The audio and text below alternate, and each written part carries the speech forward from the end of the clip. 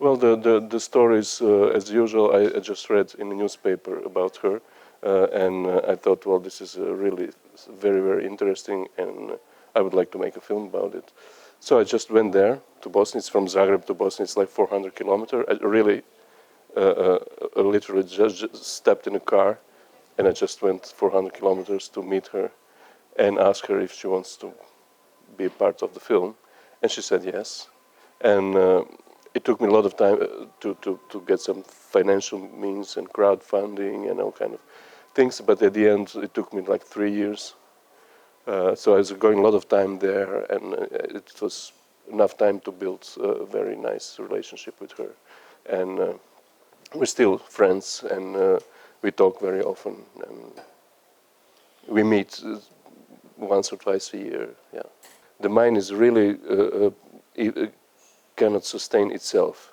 I mean, they can barely earn enough money for their salaries, and there's nothing being invested in machinery. There's nothing being invested in safety. Last month, again, 38 years old miner was killed in an accident. I mean, accidents are really happening almost weekly, not deadly, but with injuries, and almost every year somebody gets killed.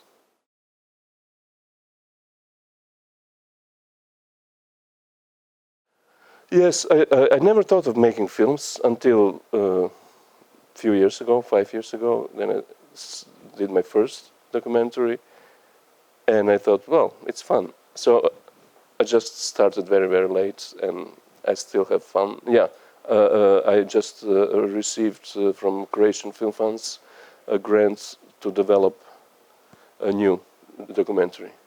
So I'm developing a new documentary also in the same mine. But just completely in a different story. I mean, you can shoot 5 films there. It's amazing. It's so interesting. Yeah.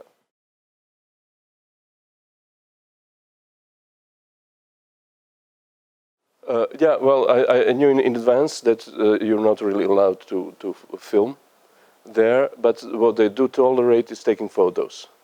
And it wasn't a problem to get the camera. I mean, it was just small tourist camera.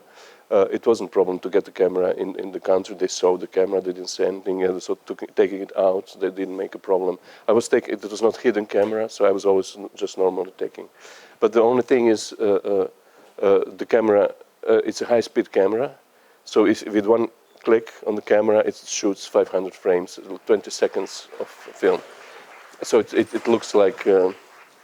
it looks like you're taking a photo, but actually you're filming. That's the trick.